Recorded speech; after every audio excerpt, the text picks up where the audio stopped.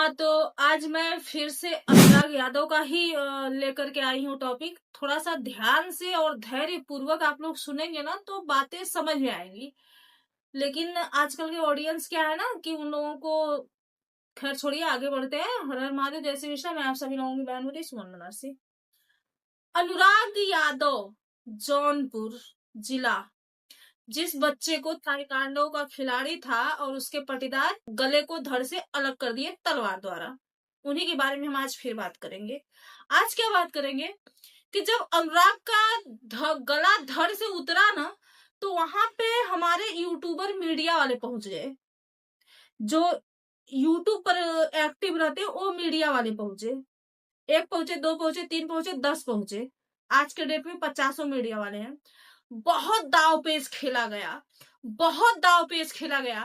एक जो मीडिया वाले भाई साहब आए थे, उनका अच्छा खासा चैनल था, उनके ऊपर केस किया गया।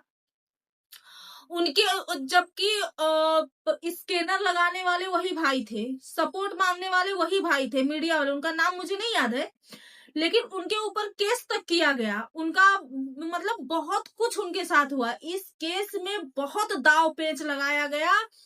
ग्रामीण वीरेंद्र प्रधान जी को कितने बार जो है कि कानून पुलिस प्रशासन उठा ले गया। अभी हाल की बात बताती हूँ मैं। 24 तारीख को आदेश आने वाला था, 22 तारीख को प्रधान जी को उठवा लिया गया। कारण क्या? कुछ भी नहीं, बस इतना उस पे देख लीजिए आप लोग यूट्यूब पे, क्या कि अशांति फैला रहे थे।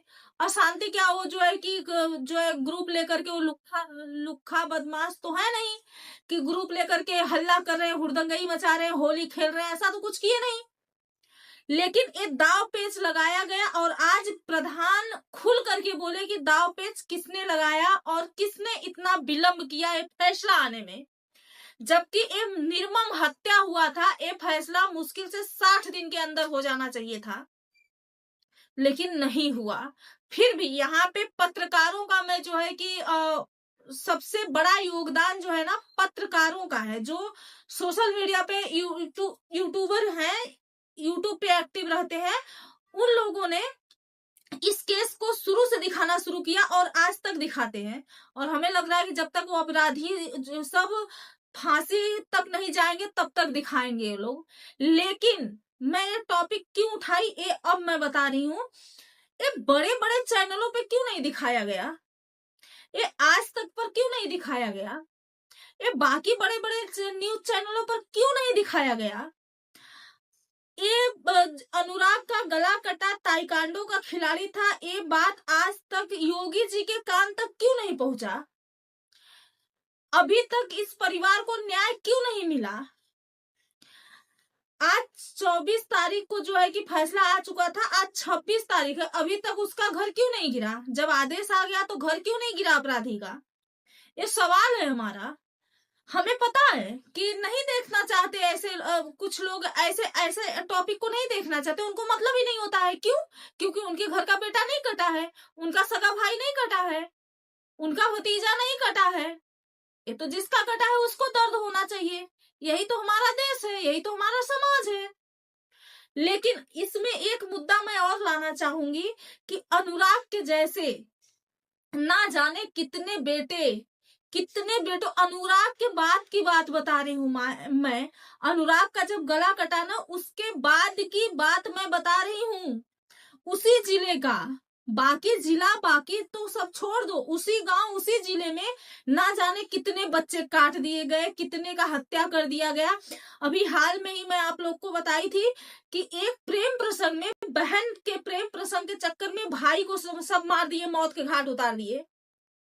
अपराध बढ़ रहा है, जैसे जंगल में आग जलता है ना, बहुत तीव्र गति से बढ़ता है, वैसे हमारे यहाँ हत्या बढ़ रही है। लेकिन इसमें कोई कार्रवाई नहीं हो रहा, कोई सुनवाई नहीं हो रहा। इसमें अनुराग के परिवार वाले खुशनसीब थे जो सुनवाई हुआ, जो वो सब जेल तक गए। हाँ, बेल पे सब घूम रहे हैं, बेल पे सब निकल भी गए हैं, घूम भी रहे हैं।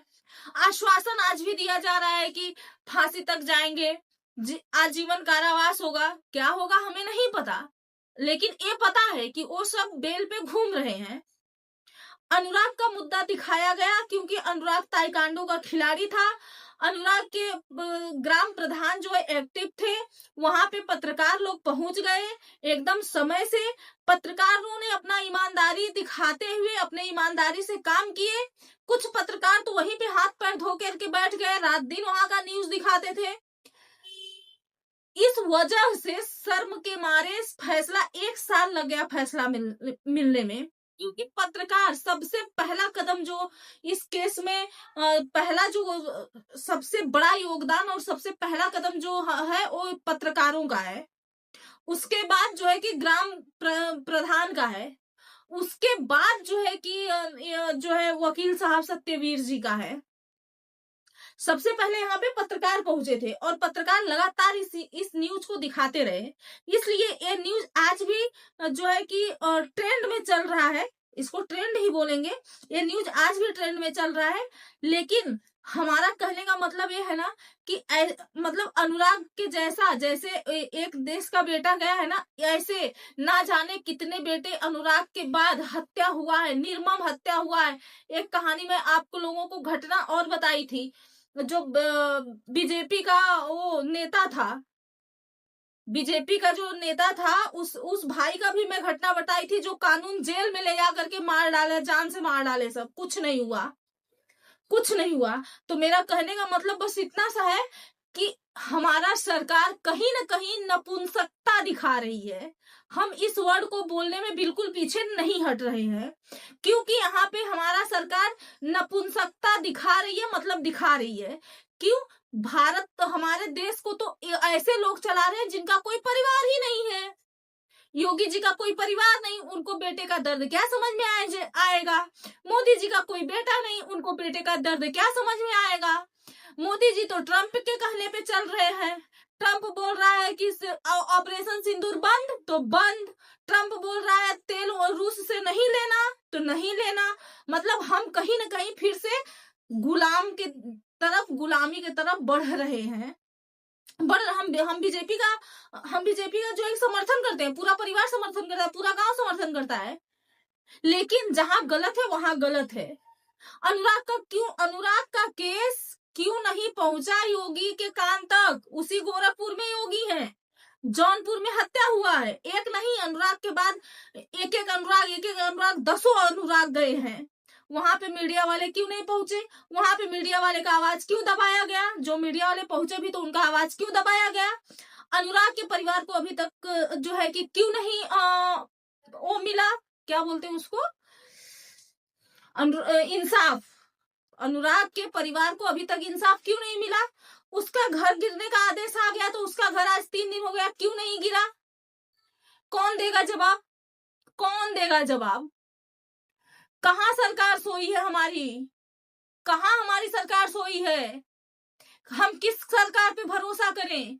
ना तो हम लप्पू पे भरोसा कर सकते हैं, ना तो हम इन लोगों निर्वंशों पे भरोसा कर सकते हैं। हम भरोसा करें तो किस पे करें?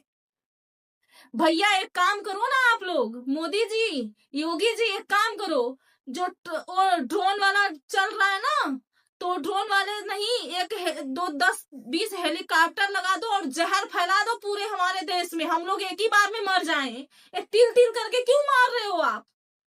एक बार में मारो, पानी में जहर मिला दो, पानी सप्लाई होगा, हम लोग पी के मर जाएंगे, खत्म हो जाएगा एक बार में। आप राज करना।